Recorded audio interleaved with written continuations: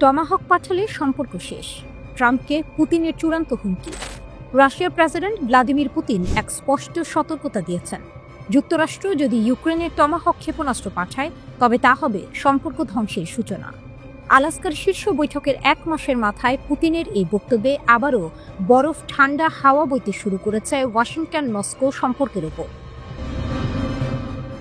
Putin শান্ত গলায় কিন্তু শীতল বার্তায় বললেন, আমি কোনো লক্ষ্য স্থির করিনি, আমি কেবল সত্য বলেছি। টমাহকের মতো অস্ত্র পাঠানো মানে সম্পর্কের শেষ অধ্যায় শুরু। টমাহক মানেই সংঘাতের ঘণ্টা বাজবে। পুতিন বলেন, নতুন অস্ত্র, বিশেষ করে দূরপাল্লার টমাহক, এগুলির উচ্চ নির্ভুলতা ভালো, কিন্তু এটি বন্ধুত্ব নয়, যুদ্ধের সূচনা করবে। তার মতে যুক্তরাষ্ট্র যদি ইউক্রেনকে টমাহক দেয় তবে সেটি রাশিয়া আমেরিকা সম্পর্কের ভঙ্গুর ইতিবাচক প্রবণতাগুলিকে সম্পূর্ণ মুছে দেবে। ওদিকে ওয়াশিংটন কিয়েভের অনুরোধ বিবেচনা করছে রাশিয়ার গভীরে আঘাত হানতে 2500 কিলোমিটার পাল্লার টমাহক ক্ষেপণাস্ত্র সরবরাহের বিষয়ে। খবরটি ছড়াতেই মস্কোতে নেমে আসে কূটনৈতিক অস্থিরতা। কাগজের বাঘ তর্কে নতুন আগুন। সম্প্রতি ট্রাম্প ইউক্রেন ইস্যুতে রাশিয়াকে কাগজের বাঘ বলে মন্তব্য করেন। জবাবে পুতিন কটাক্ষ করে বলেন, রাশিয়ার অগ্রগতি ঠেকাতে না পারা ন্যাটোই কি আসল কাগজের বাঘ নয়? তার এই বক্তব্য রুশ রাষ্ট্রীয় টিভিতে সম্প্রচারিত হয়েছে, যা দেখিয়েছে মস্কোর আত্মবিশ্বাস এখনো অটল, এমনকি ট্রাম্পের রাগও তাতে ফিকে। রাশিয়ার শক্তি ও প্রস্তুতি। ক্রেমলিনের প্রতিরক্ষা বিশ্লেষকরা বলছেন, রাশিয়া এখন যুদ্ধের জন্য সম্পূর্ণ প্রস্তুত। পারমাণবিক শক্তিধর দেশটি নতুন প্রজন্মের প্রতিরক্ষা নেটওয়ার্ক গড়ে তুলছে, যা টমাহক সহ যে কোনো শত্রু ক্ষেপণাস্ত্র ভূপাতিত করতে সক্ষম। পুতিন আরও বলেন, আমরা জানি টমাহক পরিচালনা মার্কিন সামরিক সম্পৃক্ততা ছাড়া অসম্ভব, তাই এমন পদক্ষেপ নিলে তা সরাসরি সংঘর্ষের দিকে ঠেলে দেবে। রাশিয়ার সামরিক সূত্র জানিয়েছে, প্রয়োজনে তারা নতুন S-500 প্রতিরক্ষা ব্যবস্থা সক্রিয় করবে, যা 200 কিলোমিটার উচ্চতায় শত্রু ক্ষেপণাস্ত্র ধ্বংস করতে পারে। আমরা আমাদের আকাশ অপ্রবেশযোগ্য রাখব, বলেছে মস্কো। সম্পর্কের প্রান্তে দাঁড়িয়ে বিশ্ব। 15 আগস্ট আলাস্কা বৈঠকে ট্রাম্প ও পুতিনের মধ্যে যে সামান্য সৌহার্দ্য দেখা দিয়েছিল তা এখন ভাঙনের দ্বারপ্রান্তে। ট্রাম্পের হতাশা ও পুতিনের চূড়ান্ত সতর্কতা মিলিয়ে বিশ্ব আবার সেই শীতল যুদ্ধের ছায়া দেখছে। রয়টার্স জানিয়েছে, মার্কিন নৌবাহিনীর মজুদের প্রয়োজনে টমাহক সরবরাহ বাস্তবসম্মত নয়, তবে আলোচনা এখনো চলছে। রাশিয়া এদিকে স্পষ্ট জানিয়েছে, আমাদের সীমা পার করলে আমরা প্রতিরক্ষা নয়, প্রতিশোধ নেব। পুতিনের শেষ কথা। শেষে পুতিন শান্ত কণ্ঠে বলেন, আমি কোনো লক্ষ্য স্থির করিনি, আমি শুধু বলেছি যা ঘটবে তা সত্যিই ঘটবে, কিন্তু এর দায়ভার আমাদের নয়। তার এই কথা যেন শীতল বাতাসে গর্জে উঠল। যুদ্ধ হয়তো এখনো শুরু হয়নি, কিন্তু রাশিয়া প্রস্তুত। আর টমাহক যদি আকাশে ওঠে তাহলে ইতিহাস নতুন অধ্যায় লিখবে, রাশিয়ার আকাশে আগুনের প্রতিরোধের অধ্যায়। গুপ্তচরদের ফাঁসি। ইসরায়েলের থিঙ্ক ট্যাঙ্করা কি ভেবেছিল এমন পরিণতি? শান্তির বার্তা। ইরান পদক্ষেপটা নিয়েছে কড়া, কেঁপে উঠল মঞ্চটা। গুপ্তচরের বেশে ছায়ার খেলা, ইরান দেখালো শক্তি মেলা। মোসাদের এজেন্ট ধরা পড়ল, ফাঁসিতে প্রাণটাও হারালো। ইরানের সর্বোচ্চ আদালত যখন রায় দিল তখন আর ফেরার পথ রইল না। বাহমান চৌবি আসল, যিনি ছিলেন তথ্য ভাণ্ডারের বিশেষজ্ঞ, ডেটাবেজে যার প্রবেশাধিকার ছিল অবারিত, তাকেই এবার মৃত্যুদণ্ড। তেহরান এভাবেই গাদ্দারকে বিদায় জানালো। বাহমান চৌবি কাজ করতেন জ্ঞানভিত্তিক প্রকল্পে, উচ্চ পর্যায়ের ব্যবস্থাপনায় ছিলেন আস্থাভাজন মুখ হিসেবে। ঠিক সেখান থেকেই গোপনে তথ্য গিয়েছিল ইসরায়েলের হাতে। আদালতের মতে তিনি ছিলেন ইরানের মাটিতে অন্যতম গুরুত্বপূর্ণ ইসরায়েলি গুপ্তচর। গোপন খেলার ভাঙন ভেঙেছে ইসরায়েলের মন। মোসাদ তার হাত ধরে ঢুকে পড়েছিল সরকারি তথ্য কেন্দ্রে, ডেটাবেজে, এমনকি ইলেকট্রনিক সরঞ্জামের আমদানির রুট খুঁজে বের করার কাজে। কিন্তু সেই গোপন খেলা বেশি দিন চলল না। ইরানের গোয়েন্দা নজরে ধরা পড়ল ষড়যন্ত্রটা, আর যখন প্রমাণ হলো অকাট্য, তখনই ফাঁসির দড়ি নেমে এলো। চৌবি আসলের মৃত্যুদণ্ড আসলে একক কোনো ঘটনার গল্প না। এই বছরের মধ্যে অন্তত 10 জন কথিত ইসরায়েলি এজেন্টকে মৃত্যুদণ্ড কার্যকর করেছে ইরান। বার্তা স্পষ্ট, ছায়ায় লুকিয়ে থাকা কোনো বিশ্বাসঘাতকের জায়গা দিবে না তেহরান। চৌবি আসল সেপ্টেম্বর মাসে ফাঁসি দেওয়া দ্বিতীয় ব্যক্তি। এর আগে বাবাক শাহবাজি নামের এক ব্যক্তি একই অভিযোগে ফাঁসির মুখোমুখি হন। তবে মানবাধিকার কর্মীরা দাবি করেছেন শাহবাজীকে চাপ প্রয়োগ করে মিথ্যা স্বীকারোক্তি দিতে বাধ্য করা হয়েছিল। উল্লেখ্য, ইরান ও ইসরায়েলের দীর্ঘদিনের ছায়াযুদ্ধ এবং জুনের পূর্ণমাত্রায় সামরিক সংঘাতের পর ইরান মোসাদ সংশ্লিষ্টতার অভিযোগে বহু ব্যক্তিকে মৃত্যুদণ্ড দিয়েছে। তবে গল্পের এক ভয়াবহ দিকও আছে। মানবাধিকার সংগঠনগুলো বলছে শুধু ইসরায়েলি এজেন্ট নয়, 2025 সালেই ইরানে অন্তত 1000 মানুষের ফাঁসি কার্যকর হয়েছে। জানুয়ারি থেকে সেপ্টেম্বর পর্যন্ত প্রতিদিন গড়ে 9 জনেরও বেশি। এই সংখ্যা গত বছরের 975 ছাপিয়ে গেছে। আর IHI বলছে এটি 2008 সালের পর সর্বোচ্চ বার্ষিক রেকর্ড। কেউ বলছে এটি নির্মমতা, কেউ বলছে এটি রাষ্ট্রীয় শক্তির ঘোষণা। তেহরান বারবার দেখিয়েছে তাদের ভেতরে যারা ঘাঁটি গেড়ে দেশকে অস্থিতিশীল করতে চায় তাদের জন্য অপেক্ষা করছে শুধু শাস্তি। ইরান তার মাটিতে শত্রুর ছায়া থাকতে দেবে না, এক কড়া বার্তা। তেল আবিবে ধাক্কা। প্রশ্ন রয়ে যায়, এ কি ভয় দেখানো নাকি দৃঢ়তা? গুপ্তচরদের দড়ি দিয়ে শাস্তি দিয়ে ইরানকে নিশ্চিত করছে তার নিরাপত্তা।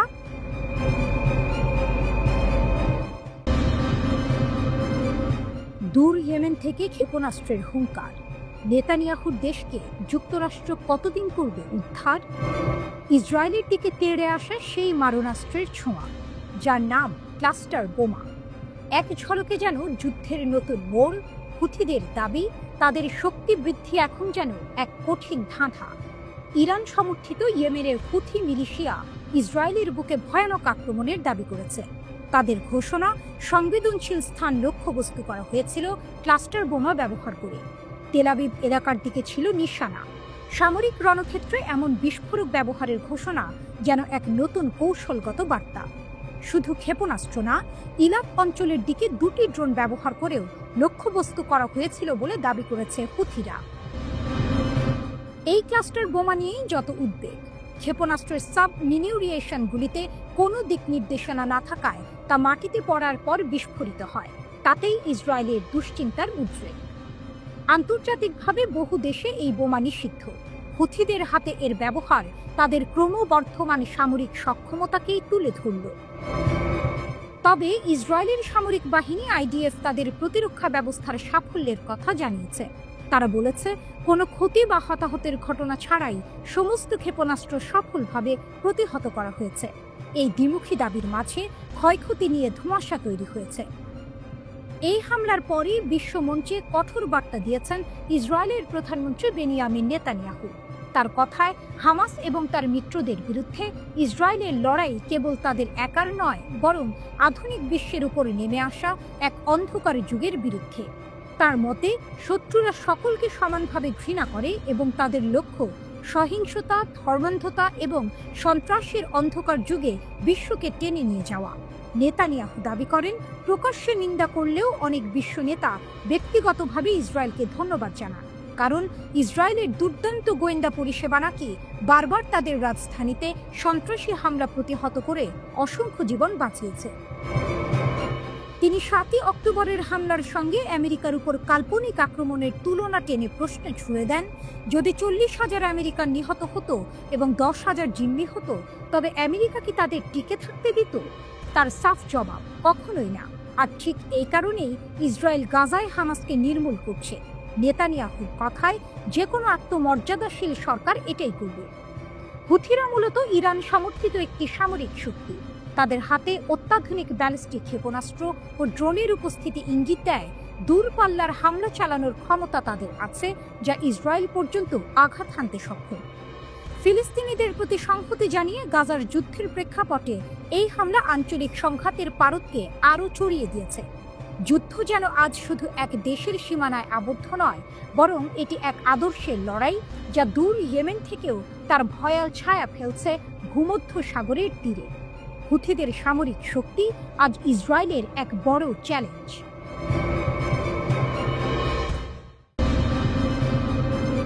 গাজামুখী নৌবহর।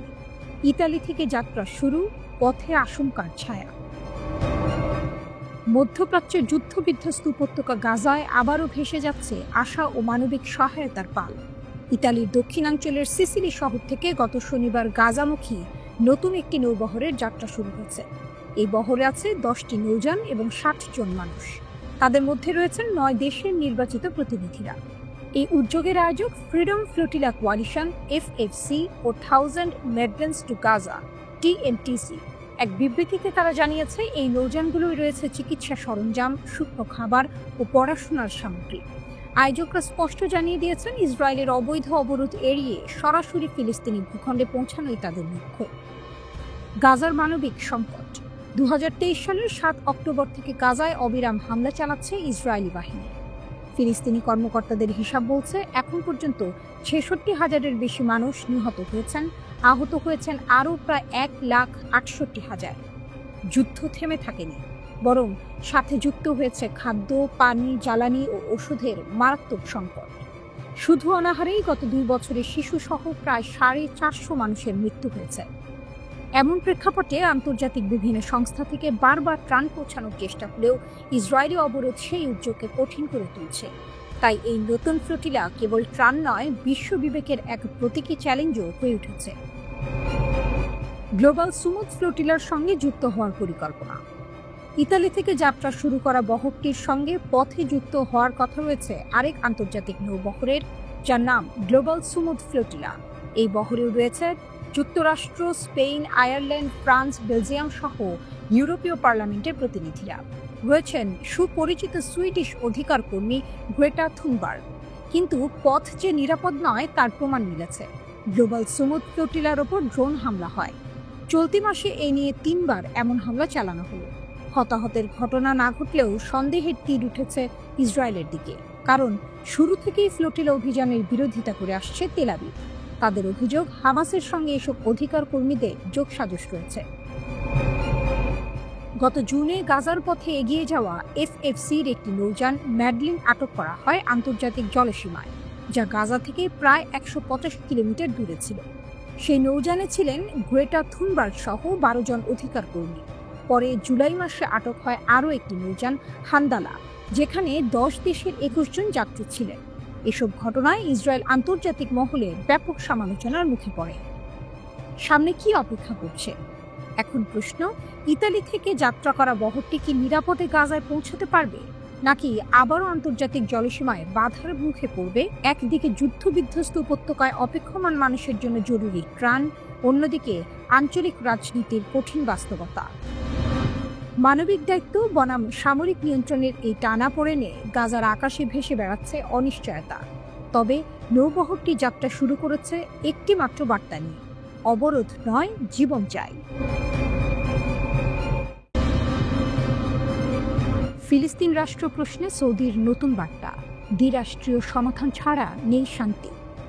জাতিসংঘের সাধারণ পরিষদে গৃহীত নিউ ইয়র্ক ঘোষণার পর এবার সৌদি আরব নেতৃত্ব দিল দ্বিরাষ্ট্রীয় সমাধান বাস্তবায়নের জন্য আন্তর্জাতিক জোটকে। ইউরোপীয় ইউনিয়ন ও নরওয়ের অংশীদারিত্বে অনুষ্ঠিত এই বৈঠকে সৌদি আরব প্রতিনিধিত্ব করেছে গাজা বিষয়ক আরব ইসলামিক কমিটির পক্ষ থেকে। এ যেন মধ্যপ্রাচ্যের রাজনীতিতে নতুন এক বাঁক। ঘোষণাপত্রে স্পষ্ট বলা হয়েছে, ইসরায়েলি দখলদারিত্বের অবসান ঘটিয়ে একটি স্বাধীন ও সার্বভৌম ফিলিস্তিনি রাষ্ট্র প্রতিষ্ঠা করতে হবে। এই দাবি আর কেবল আরব বিশ্বের নয়, এখন তা আন্তর্জাতিক ঐক্যমত্যের রূপ নিয়েছে। ফিলিস্তিন স্বীকৃতির ঢেউ। 1 দশক আগেও ফিলিস্তিন রাষ্ট্রের প্রশ্নে বিশ্ব এমন ঐক্যবদ্ধ ছিল না, কিন্তু এখন পরিস্থিতি পাল্টে গেছে। ক্রমবর্ধমান আন্তর্জাতিক স্বীকৃতির ফলে ইতিমধ্যে 159টি দেশ ফিলিস্তিনকে স্বাধীন রাষ্ট্র হিসেবে মেনে নিয়েছে। সংখ্যাটি জাতিসংঘের মোট সদস্য দেশের প্রায় সিংহভাগ। অর্থাৎ ফিলিস্তিন রাষ্ট্র এখন শুধু কাগজে দাবি নয়, এক অপরিবর্তনীয় সত্য, যা আন্তর্জাতিক সমর্থনের দেয়াল দিয়ে ঘেরা। বৈঠকের মূল আলোচ্য।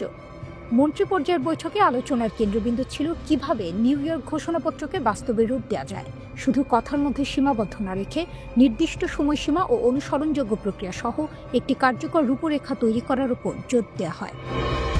শুধু কথার মধ্যে সীমাবদ্ধ না রেখে নির্দিষ্ট সময়সীমা ও অনুসরণযোগ্য প্রক্রিয়া সহ একটি কার্যকর রূপরেখা তৈরি করার উপর জোর দেওয়া হয়। প্রথম পদক্ষেপ, গাজা ও পশ্চিম তীরে অবিলম্বে যুদ্ধবিরতি। দ্বিতীয় পদক্ষেপ, ভূখণ্ডের ঐক্য নিশ্চিত করা। আর তৃতীয় পদক্ষেপ, ফিলিস্তিনি কর্তৃপক্ষকে পূর্ণ দায়িত্ব পালনের সুযোগ করে দেয়া। সৌদির ভূমিকা। সৌদি আরব স্পষ্ট জানিয়ে দিয়েছে তারা আরব, ইসলামী এবং আন্তর্জাতিক দায়িত্বের অংশ হিসেবে এই প্রক্রিয়াকে সামনে এগিয়ে নেবে। লক্ষ্য ন্যায়সঙ্গত ও স্থায়ী শান্তি, এর পাশাপাশি আঞ্চলিক ও আন্তর্জাতিক নিরাপত্তা ও স্থিতিশীলতাও নিশ্চিত করা। এখানেই শেষ নয়। সৌদি আরব ঘোষণা করেছে ফিলিস্তিনি কর্তৃপক্ষের জন্য সরাসরি অর্থায়ন নিশ্চিত করতে গঠিত হয়েছে আন্তর্জাতিক জরুরি জোট। এই উদ্যোগের অংশ হিসেবে সৌদি আরব একাই দিচ্ছে 90 মিলিয়ন মার্কিন ডলার। বার্তাটি কতটা স্পষ্ট? আসলে এর সূত্রপাত হয়েছিল প্রায় 2 বছর আগে। শুরা কাউন্সিলে ভাষণ দেওয়ার সময় সৌদি ক্রাউন প্রিন্স পরিষ্কার জানিয়ে দিয়েছিলেন ফিলিস্তিনি রাষ্ট্র প্রতিষ্ঠা ছাড়া ইসরায়েলের সঙ্গে সম্পর্ক স্বাভাবিকীকরণের কোনো প্রক্রিয়া সম্ভব নয়। আজকের বৈঠকে সেই বার্তাই আবার প্রতিধ্বনিত হল। তবে এবার সেটি কেবল রিয়াদের অবস্থান নয়, বরং বৈশ্বিক এক ঐক্যবদ্ধ সুর। সম্পর্ক নয়, বিশ্বাসের প্রশ্ন। প্রশ্নটা এখন শুধু সৌদি আরব আর ইসরায়েলের কূটনৈতিক সম্পর্ক নয়, এটি আরও বড় কিছু। এটি শান্তি ও সহাবস্থানের বিশ্বাসের প্রশ্ন, যে বিশ্বাস ভেঙে গেলে পুরো মধ্যপ্রাচ্য আবার ডুবে যেতে পারে অস্থিরতার অন্ধকারে। সৌদির নতুন বার্তা তাই শুধু একটি ঘোষণা নয়, এটি ভবিষ্যতের দিক নির্দেশনা। বিশ্বকে জানিয়ে দেয়া দ্বিরাষ্ট্রীয় সমাধানই শান্তির একমাত্র পথ। আর ফিলিস্তিন রাষ্ট্র প্রতিষ্ঠার দাবিতে যে ঢেউ উঠেছে তা আর থামানো যাবে না।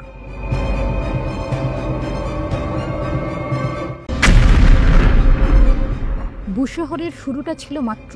ইরান রাশিয়ার $25 বিলিয়ন পারমাণবিক জোটে কাঁপছে পশ্চিমা বিশ্ব। বুশেহর ছিল কেবল শুরু। এবার তেহরান আর মস্কো মিলে যে পদক্ষেপ নিল তা গোটা বিশ্বকে কাঁপিয়ে তুলেছে। 26 সেপ্টেম্বর ইরান ও রাশিয়া স্বাক্ষর করেছে $25 বিলিয়ন এক বিশাল পারমাণবিক চুক্তি।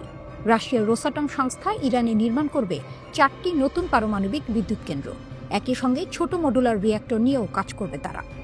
এই চুক্তি হয়েছে এমন এক সময়ে যখন জাতিসংঘের ইরান বিরোধী নতুন নিষেধাজ্ঞা কার্যকর হওয়ার পথে।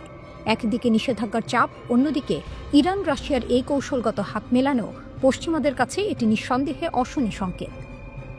বুশেহর থেকে নতুন অধ্যায়। রাশিয়া আগেও ইরানের পারমাণবিক যাত্রায় সঙ্গে ছিল। 2010 সালে চালু হওয়া বুশেহর বিদ্যুৎ কেন্দ্র রাশিয়ার তৈরি। সেটি শুরু হয়েছিল 1975 সালে জার্মানদের হাতে, কিন্তু 1979 সালের বিপ্লবে থমকে যায়। পরে 1995 সালে মস্কো এগিয়ে এসে প্রকল্পটি বাঁচায়। আজ সেটি ইরানের পারমাণবিক সক্ষমতার প্রতীক। এবার বুশেহরের সীমা ছাড়িয়ে আরও বড় স্বপ্ন দেখছে তেহরান। তাদের 20 বছরের কৌশলগত পরিকল্পনায় আছে 7টি পর্যন্ত নতুন কেন্দ্র তৈরির পরিকল্পনা। নিষেধাজ্ঞার মুখেও অটল। ইরান বলে আসছে তাদের কর্মসূচি শুধু শান্তিপূর্ণ বিদ্যুতের জন্য। পারমাণবিক অস্ত্রের অভিযোগ তারা দৃঢ়ভাবে অস্বীকার করে। রাশিয়াও সেই অবস্থানেই পাশে আছে। মস্কোর বক্তব্য, ইরানের শান্তিপূর্ণ পারমাণবিক শক্তি ব্যবহারের অধিকার আছে। তাই নতুন নিষেধাজ্ঞা যেভাবে আসুক, রাশিয়া ইরান জোট এগিয়ে যাবে নিজেদের পথে। যেন এক প্রকার ঘোষণা, পশ্চিমা চাপ আর ভয় দেখানোতে কোনো কাজ হবে না। পশ্চিমাদের সতর্কবার্তা। এদিকে আন্তর্জাতিক আণবিক শক্তি সংস্থা IAEA এর প্রধান রাফায়েল গ্রসি মস্কোয় গিয়ে সাক্ষাৎ করেছেন ভ্লাদিমির পুতিনের সঙ্গে। বিশ্ব পারমাণবিক সপ্তাহে তিনি বলেছেন, ভাসমান পারমাণবিক বিদ্যুৎ কেন্দ্রের ক্ষেত্রে রাশিয়া অগ্রগামী। গ্রসির বক্তব্যে বোঝা যাচ্ছে মস্কো শুধু ইরান নয়, বরং বৈশ্বিকভাবে পারমাণবিক শক্তির নতুন ধারা তৈরি করছে। এতে পশ্চিমাদের অস্বস্তি আরও বাড়ছে।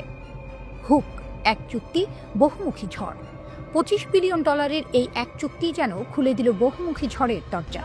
একদিকে ইইউ ও জাতিসংঘের স্ন্যাপব্যাক নিষেধাজ্ঞার সময়সীমা, অন্যদিকে খামেনি ও পুতিনের কৌশলগত জুয়া। পশ্চিমাদের প্রশ্ন, এটি কেবল বিদ্যুৎ উৎপাদনের জন্য, নাকি এর আড়ালে তৈরি হচ্ছে নতুন ক্ষমতার সমীকরণ? টুইস্ট, শান্তির নামে শক্তি। ইরান রাশিয়া বলছে এটি শান্তিপূর্ণ শক্তির জন্য একটি কৌশলগত প্রকল্প, কিন্তু ইতিহাস বলছে শান্তির নামে শক্তি গড়াই ভবিষ্যতের দ্বন্দ্বের বীজ বপন করে। ওয়াশিংটন উচ্চ সতর্কতা জারি করেছে। মধ্যপ্রাচ্যের উত্তপ্ত আবহে এই চুক্তি যুক্ত হলে আঞ্চলিক ভারসাম্য আরও বদলে যেতে পারে। বুশেহর ছিল শুরু মাত্র। এখন ইরান রাশিয়ার এই নতুন অধ্যায় সামনে এনে দিয়েছে বহু প্রশ্ন। নিষেধাজ্ঞাকে আটকাতে পারবে এই পারমাণবিক পথচলা, নাকি তেহরান আর মস্কোর জোট নতুন এক বিশ্ব শক্তির বার্তা দিচ্ছে? পশ্চিমাদের দুশ্চিন্তা বাড়ছে, কিন্তু ইরান বলছে আমরা কেবল শান্তির বিদ্যুৎ চাই। অথচ ইতিহাস জানায় এ ধরনের শান্তির বিদ্যুৎ অনেক সময় বিস্ফোরণের আগুনে রূপ নেয়। ইরানকে ছুড়ল ট্রাম্পের নাকের নিচে 5000 কিলোমিটারের ICBM। পশ্চিমকে কাঁপিয়ে দিল খামেনির গোপন শক্তি। পশ্চিমা গোয়েন্দারা হতভম্ব। ট্রাম্প আর নেতানিয়াহু যখন হোয়াইট হাউসে বসে ইরানের ক্ষেপণাস্ত্র কর্মসূচি নিয়ে আলোচনা করছিলেন, তখনই আকাশে ছুটে গেল এক অদৃশ্য বজ্রপাত। গুজব নয়, স্যাটেলাইট চিত্র বলছে তেহরানের ইমাম খোমেনি স্পেস পোর্টে সম্প্রতি এক রহস্যময় উৎক্ষেপণ হয়েছে। দগ্ধ দাগগুলো স্পষ্ট ইঙ্গিত দিচ্ছে ইরান হয়তো পরীক্ষা করেছে এমন এক ক্ষেপণাস্ত্র যার পাল্লা ৫,০০০ কিলোমিটার। এমন সময়ে যখন জাতিসংঘ ইরানের ওপর নতুন করে নিষেধাজ্ঞা আরোপের প্রস্তুতি নিচ্ছে, তখনই এই পরীক্ষা, যেন খামেনির ঘোষণা আমরা পিছিয়ে যাব না। 18 সেপ্টেম্বর সেমনানের আকাশে এক অদ্ভুত ধোঁয়ার রেখা দেখেছেন সাধারণ মানুষ। অনেকে ভেবেছিলেন উল্কাপাত, কিন্তু পরে এপি এর বিশ্লেষণে বেরিয়ে আসে এগুলো আসলে ক্ষেপণাস্ত্র পরীক্ষার চিহ্ন। বিশেষজ্ঞরা বলছেন ক্ষতির আকার আর রাসায়নিক উপাদানের উপস্থিতি ইঙ্গিত করছে এটি কঠিন জ্বালানি প্রযুক্তির ক্ষেপণাস্ত্র, অর্থাৎ দ্রুত ছোড়া যায়, সহজে আটকানো যায় না। ইরানের সংসদ সদস্য মোহসেন জাঙ্গানে খোলাখুলি ঘোষণা করেছেন তেহরান আন্তঃমহাদেশীয় ক্ষেপণাস্ত্রের সফল পরীক্ষা চালিয়েছে। তার ভাষায়, আমরা না পারমাণবিক সমৃদ্ধকরণ ছাড়ব, না ক্ষেপণাস্ত্র কর্মসূচি থেকে সরে দাঁড়াব। দেশের সবচেয়ে উন্নত ক্ষেপণাস্ত্রগুলির একটি আমরা পরীক্ষায় সফলভাবে ছুঁড়েছি। অর্থাৎ ইরান সরাসরি জানিয়ে দিচ্ছে ইসরায়েল বা মধ্যপ্রাচ্যে মার্কিন ঘাঁটি নয়, এবার ইউরোপ পর্যন্ত তাদের নাগালের মধ্যে। ৫,০০০ কিলোমিটার পাল্লার ক্ষেপণাস্ত্র মানে ইউরোপ, এমনকি মার্কিন মূল ভূখণ্ডও হুমকির মুখে। পুরনো ভয়ের বাস্তবতা। দীর্ঘদিন ধরেই যুক্তরাষ্ট্র আশঙ্কা করে আসছিল যে ইরানের মহাকাশ কর্মসূচির রকেটগুলো সহজেই আন্তঃমহাদেশীয় ক্ষেপণাস্ত্রের রূপ নিতে পারে। সেই ভয় এখন বাস্তবতার কাছাকাছি। বিশেষজ্ঞরা বলছেন জুলজানা নামের ইরানি ক্ষেপণাস্ত্র এর আগেই মহাকাশে পৌঁছেছে। আরেক ধাপ এগোলেই সেটি হবে পূর্ণাঙ্গ আইসিবিএম। ইসরায়েলের উদ্বেগ। জুনে ইসরায়েল ইরানের কয়েকটি ক্ষেপণাস্ত্র ঘাঁটি ধ্বংস করেছিল, কিন্তু ইরান দ্রুত সেগুলো পুনর্নির্মাণ শুরু করেছে। বিশ্লেষক বেহনাম বেন তালেবলো বলেছেন ইসরায়েলের সাফল্য তেহরানকে আরও উন্নত ক্ষেপণাস্ত্র বানাতে বাধ্য করেছে। অর্থাৎ যুদ্ধ যত বাড়ছে, ইরান তত শক্তিশালী হচ্ছে। কৌশলগত বার্তা। এই পরীক্ষা শুধু সামরিক ক্ষমতার প্রদর্শন নয়, এটি এক কৌশলগত সংকেত। পশ্চিমা চাপ, নিষেধাজ্ঞা বা হুমকি কোনো কিছুতেই তেহরান পিছিয়ে আসবে না, বরং প্রতিটি চাপ ইরানকে আরও দৃঢ়, আরও আক্রমণাত্মক করে তুলছে। খামেনির ইরান আজ ঘোষণা করছে নতুন অধ্যায়ের সূচনা। ২০০০ কিলোমিটার পাল্লার ক্ষেপণাস্ত্র দিয়ে শুধু ইসরায়েল বা মধ্যপ্রাচ্যের মার্কিন ঘাঁটি নয়, এখন ইউরোপও তেহরানের শ্বাসরুদ্ধকর পরিসরে। পশ্চিমের কূটনৈতিক চাপ যখন তীব্র, ঠিক তখনই এই উৎক্ষেপণ যেন এক বিদ্যুতের ঝলকানি। বার্তা পরিষ্কার, ইরানকে আর শুধু আঞ্চলিক শক্তি হিসেবে ভাবা যাবে না, তার হাতে এখন এমন অস্ত্র যা গোটা বিশ্বের কৌশলগত মানচিত্র পাল্টে দিতে সক্ষম।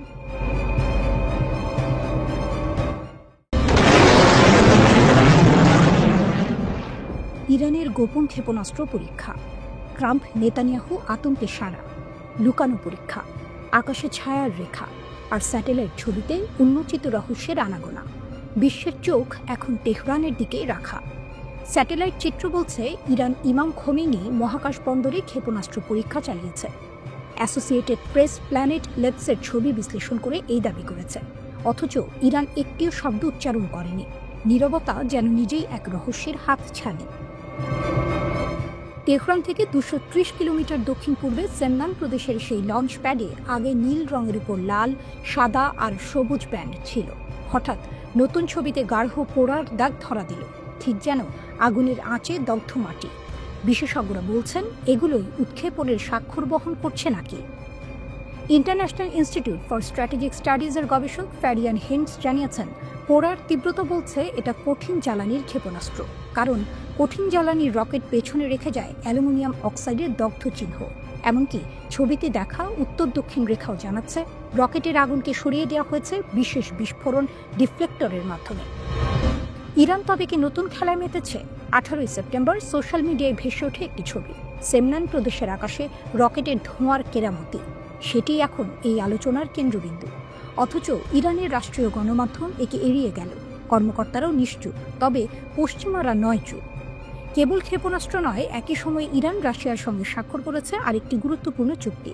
ছোট পারমাণবিক কেন্দ্র নির্মাণে একসঙ্গে কাজ করবে দুই দেশ। পরিকল্পনা এমনই, তারা এটিকে বলছে কৌশলগত সম্পর্ক। তেহরান যখন তার পারমাণবিক কর্মসূচি ঘিরে নতুন নিষেধাজ্ঞার ঝুঁকিতে, তখন মস্কোর সঙ্গে এমন চুক্তি নিঃসন্দেহে কূটনৈতিক জয়ের বার্তাই দিল। ট্রাম্প ও নেতানিয়াহুর উৎকণ্ঠা। এই দৃশ্য দেখে ট্রাম্প এবং নেতানিয়াহু কি ভাবছেন ঘুরপাক খাচ্ছে প্রশ্নটা। যুক্তরাষ্ট্রের প্রেসিডেন্ট বহুবার ইরানকে হুমকি দিয়েছে, ইরানের ক্ষেপণাস্ত্র কর্মসূচি তাদের জন্য সরাসরি বিপদ, ইসরায়েলও বারবার বলেছে। কিন্তু বাস্তবতা হলো ইরান একের পর এক পরীক্ষা চালাচ্ছে, আর বিশ্ব তা শুধু স্যাটেলাইট ছবিতে খুঁজে পাচ্ছে। ইরান মুখে স্বীকার না করলেও ছবিগুলো অনেক কথা বলছে। একদিকে গোপন পরীক্ষা, অন্যদিকে কূটনৈতিক চুক্তি।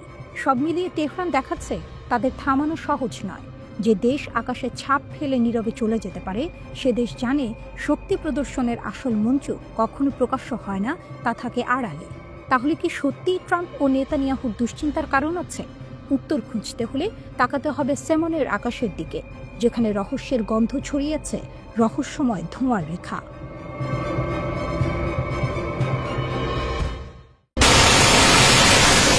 কয়েক ঘন্টার মধ্যেই প্রতিশোধ। ইসরায়েলি হামলার পরে ইয়েমেনের সশস্ত্র বাহিনী গড়ে তুলেছে তুমুল প্রতিরোধ। সকালবেলার নিস্তব্ধতা ভেঙে হঠাৎ বাজল সাইরেন। মধ্য ইসরায়েল জুড়ে ছড়িয়ে পড়ল আতঙ্কের রেল। কয়েক ঘন্টা আগেই ইসরায়েলি বিমান বাহিনী ইয়েমেনের রাজধানী সানায় বিধ্বংসী হামলা চালিয়েছিল। তার জবাবে ইয়েমেনের সশস্ত্র বাহিনী ব্যালিস্টিক ক্ষেপণাস্ত্র ছুড়ে দিল। প্রতিশোধ এলো এত দ্রুত যেন আগুন থেকে স্ফুলিঙ্গ। ইসরায়েলের দাবি, ইয়েমেন থেকে ছোড়া ক্ষেপণাস্ত্র তাদের বিমান প্রতিরক্ষা ব্যবস্থা আটকে দিয়েছে তাড়াতাড়ি, ফলে বড় কোনো ক্ষয়ক্ষতি হয়নি। কিন্তু প্রশ্ন থেকেই গেল, এত দূর থেকে ক্ষেপণাস্ত্র পাঠানোই বা কিভাবে সম্ভব হলো? ইসরায়েলি সামরিক সূত্র বলছে, একসঙ্গে 20টি জেট 65-টিরও বেশি বোমা বর্ষণ করেছে সানায়। এত বিস্ফোরক ব্যবহারের ঘটনা এটাই প্রথম একক হামলায়। ইসরায়েলের তথ্য মতে অভিযানে 7টি লক্ষ্যবস্তুতে চালানো হয় হামলা। এর মধ্যে ছিল 5টি সামরিক সদর দপ্তর ও অস্ত্র ভাণ্ডার 2টা। ইসরায়েলি প্রতিরক্ষামন্ত্রী কার্টস একে হুথিদের উপর শক্তিশালী আঘাত বলেই বর্ণনা করেন। কিন্তু ইয়েমেনের আনসারুল্লাহ প্রশাসন জানিয়েছে, ওই হামলায় 2 জন নিহত এবং 48 জন আহত হয়েছে। তাদের বক্তব্যে স্পষ্ট, এটিকে তারা ইসরায়েলি আগ্রাসন হিসেবেই দেখছে। হুথিদের ঘোষণা ও ইরানের ছায়া। হুথি নিয়ন্ত্রিত আল মাসিরা টিভি জানায়, ইসরায়েলের হামলার প্রতিক্রিয়াতেই ক্ষেপণাস্ত্র ছোড়া হয়েছে। তাদের বিবৃতিতে বলা হয়, গাজায় আমাদের ভাইদের উপর গণহত্যা ও ইয়েমেনের মাটিতে আগ্রাসনের জবাব দিতেই এই অভিযান। হুথিরা আরও জানায়, ইসরায়েলের দক্ষিণে আল রাশরাশ এলাকায় ড্রোন হামলা সফল হয়েছে। তারা দাবি করে প্রতিরক্ষা ব্যবস্থা এটিকে ঠেকাতে ব্যর্থ হয়েছে, যদিও ইসরায়েল বলে কেবল একটি ড্রোন লক্ষ্যবস্তুতে আঘাত করেছে। এখানেই আসে বড় প্রশ্ন, হুথিদের শক্তি কি শুধু ইয়েমেনের ভেতরেই সীমাবদ্ধ? বিশেষজ্ঞরা বলছেন, ইরানের সমর্থন ছাড়া এত দূর থেকে ক্ষেপণাস্ত্র ও ড্রোন হামলা চালানো সম্ভব নয়। ইরানের প্রযুক্তি ও কৌশলই হুথিদের হাতকে করেছে আরও লম্বা। এই পাল্টাপাল্টি হামলা শুধু একদিনের ঘটনা না। এর আগেও হুথিরা ইসরায়েলের ইরাতে চালায় ড্রোন হামলা, যাতে আহত হয় 20 জন। 2 জনের গুরুতর অবস্থা। এক ড্রোন সফল হয়, আরেকটি ব্যর্থ। কিন্তু বার্তা স্পষ্ট, ইসরায়েল গাজায় আগুন ছড়ালে ইয়েমেন থেকেও আগুন ছুটবে। হুথিদের এই ক্ষেপণাস্ত্র নিক্ষেপ শুধু প্রতিশোধ নয়, বরং এক কৌশলগত বার্তা। এটি দেখায়, গাজায় যুদ্ধ ইসরায়েলের ছাড়িয়ে গেছে ইসরায়েলের সীমানা। এখনও ইয়েমেনও ইসরায়েলের জন্য এক ফ্রন্টে পরিণত হয়েছে, আর এর পেছনে ইরানের ছায়া ক্রমেই গাঢ় হচ্ছে। ইসরায়েল যখন গাজায় সামরিক অভিযান চালাচ্ছে, তখন তার মাথার উপরে ইয়েমেন নতুন চাপ তৈরি করছে। প্রতিটি হামলার পরই আসে পাল্টা হামলা, প্রতিটি আগ্রাসনের পরই প্রতিশোধের ঘোষণা। আর এর মধ্যেই তেহরান প্রমাণ করছে, তাদের প্রভাব আর শক্তি শুধু এক দেশে নয়, গোটা অঞ্চলে ছড়িয়ে আছে। প্রশ্ন এখন একটাই, এই লড়াই কোথায় গিয়ে থামবে? নাকি প্রতিটি আগুনের জবাবে আরেকটি আগুন জ্বলে উঠবে?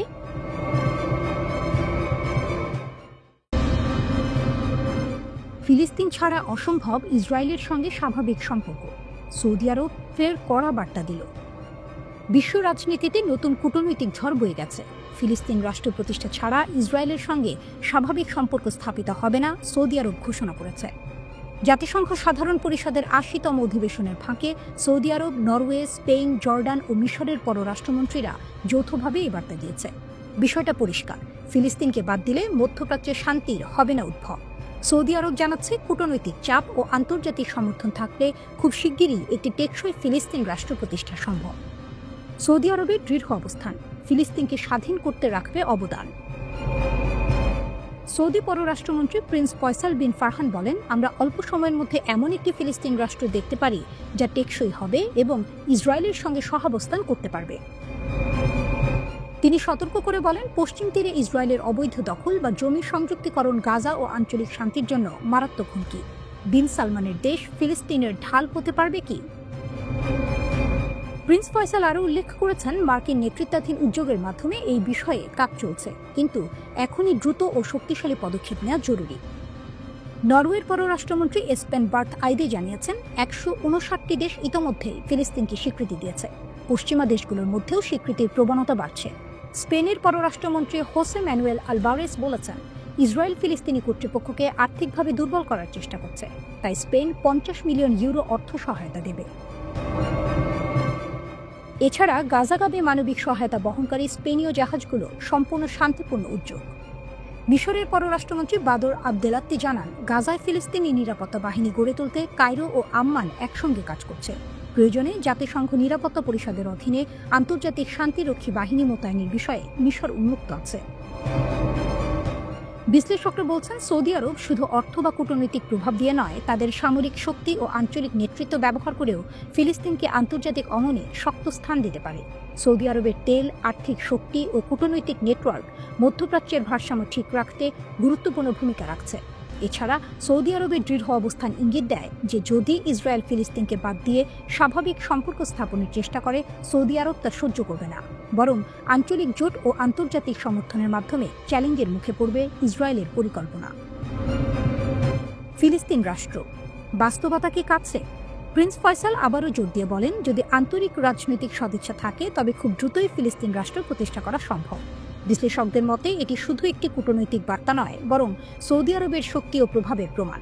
মধ্যপ্রাচ্যের শান্তি ও ভারসাম্যের জন্য এখন ফিলিস্তিন রাষ্ট্র প্রতিষ্ঠা আবশ্যক। বিশ্ব দেখছে, সৌদি আরব শুধু কথায় নয়, কাজেও নেতৃত্ব দিতে প্রস্তুত।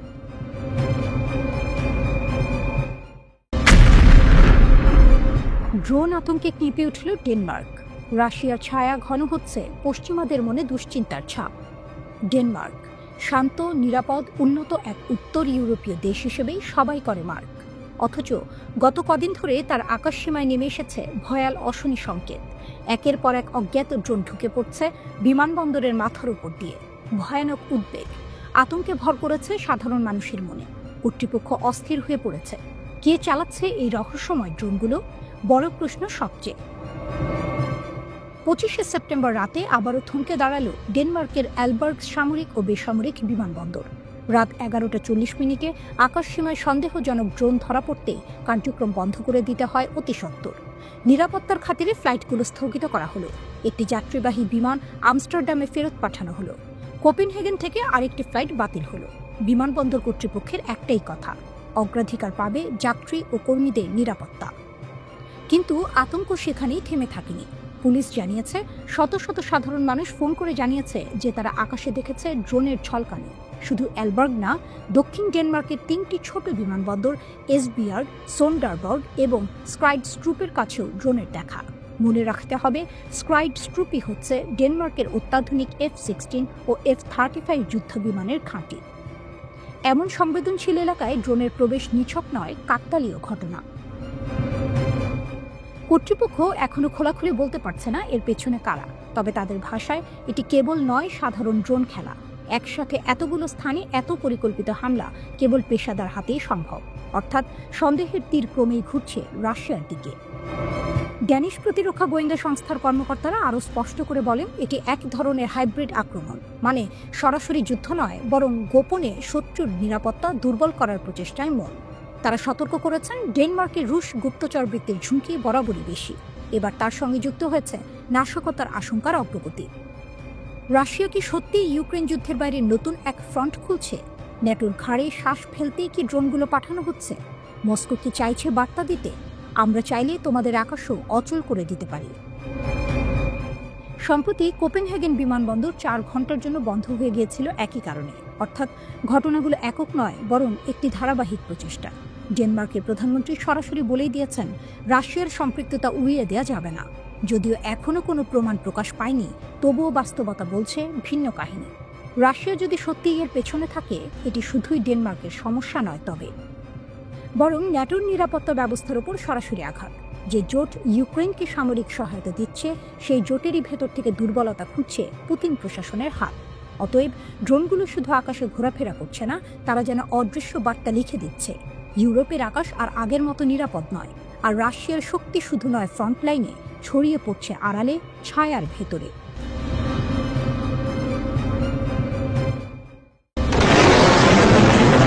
13 বছর পর একসাথে তুরস্ক মিশর, ইসরায়েলের জন্য নতুন সতর্কবার্তা অতঃপর।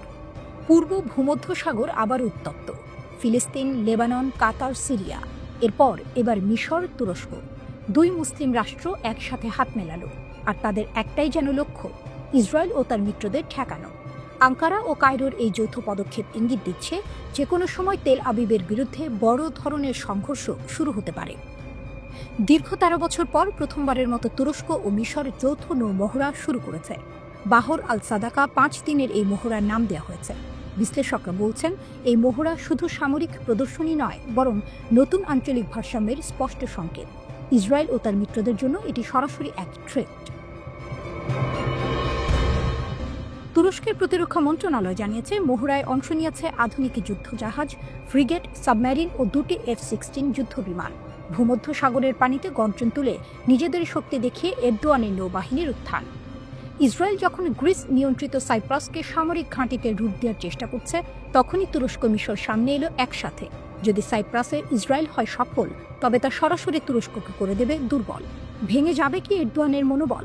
কারণ সেখান থেকে নেতানিয়াহুর সেনারা মধ্যপ্রাচ্যের সব জায়গায় অভিযান চালাতে পারবে, আর এই কৌশল ঠেকাতে আঙ্কারা ও কায়রো সমুদ্রের বুকে নিজেদের অবস্থান শক্ত করছে। শুধু মহড়াতেই সীমাবদ্ধ নয়, তুরস্ক ও মিশর অস্ত্র উৎপাদনেও জোট পাচ্ছে। গত মার্চে কায়রোতে আরব অর্গানাইজেশন ফর ইন্ডাস্ট্রিয়ালাইজেশন এবং তুরস্কের প্রতিরক্ষা কোম্পানি হাভেলসান একটি চুক্তি সই করেছে। এর ফলে মিশরে যৌথভাবে ড্রোন তৈরি হবে, অর্থাৎ ভবিষ্যতে কায়রোর কারখানায় তৈরি হবে অত্যাধুনিক যুদ্ধ ড্রোন। বিশ্লেষকরা বলছেন, এর মাধ্যমে মিশর বৈশ্বিক ড্রোন উৎপাদন মানচিত্রে জায়গা করে নেবে। আর আঙ্কারার প্রযুক্তি আর কায়রোর উৎপাদন ক্ষমতা এক হলে তা সরাসরি ইসরায়েলের জন্য নতুন মাথা ব্যথা হয়ে দাঁড়াবে। এদিকে গাজায় ইসরায়েলের গণহত্যা বন্ধে যখন বিশ্বজুড়ে চাপ বাড়ছে, তখন তুরস্ক ও মিশরের এই সমন্বয় নতুন মাত্রা যোগ করছে। যুক্তরাজ্য, অস্ট্রেলিয়া ও কানাডা ইতিমধ্যেই ফিলিস্তিন রাষ্ট্রকে স্বীকৃতি দিয়েছে। ফ্রান্সও একই পথে হাঁটছে। ফলে আন্তর্জাতিক অঙ্গনেও ইসরায়েল ক্রমশ চাপে পড়ছে। আরেকটি গুরুত্বপূর্ণ দিক হল তুরস্কের সামুদ্রিক নীতি। আগে থেকেই আঙ্কারা লিবিয়ার সঙ্গে করে সামুদ্রিক সীমা চুক্তি। গ্রিস, ইসরায়েল, সাইপ্রাস জোটকে দুর্বল করেছে। এখন মিশরের সঙ্গে নতুন এই সহযোগিতা সেই জোটকে আরও কোণঠাসা করবে বলে বিশ্লেষকরা মনে করছে। অতএব বার্তাটা স্পষ্ট, ইসরায়েল আর আগের মতো ভূমধ্যসাগরে বজায় রাখতে পারবে না আগের মতো একক আধিপত্য। তুরস্ক ও মিশরের নতুন হাত মেলানো আঞ্চলিক ভারসাম্যে বড় পরিবর্তনের সূচনা করতে পারে। আঙ্কারার শক্তি শুধু সামরিক মহড়ায় নয়, বরং রাজনৈতিক ও কৌশলগত জোট গড়ে তুলেই ইসরায়েলকে চাপে রাখছে।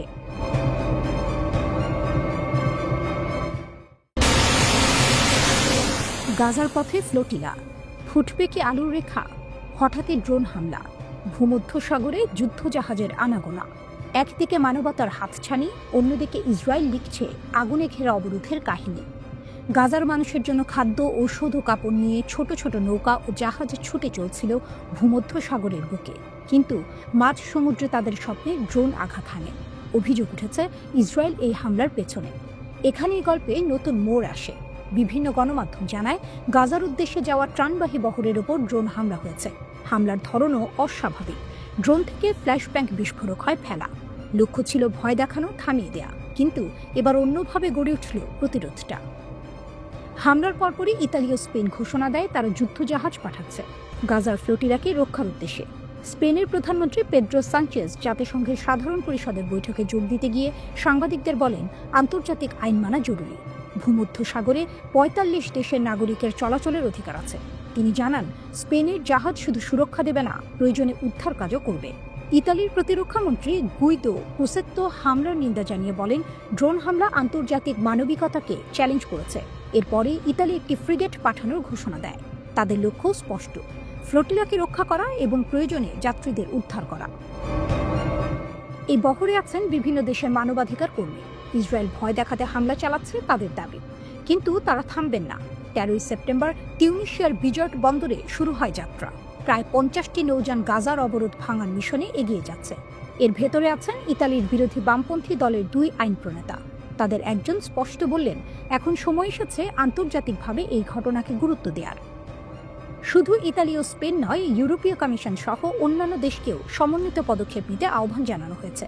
তাদের মতে ফ্লোটিলা কেবল ত্রাণবাহী নয়, এটি মানবিক অধিকারের প্রতীক, আর এই প্রতীকের ওপর হামলা গোটা বিশ্বের বিবেককে আঘাত করছে।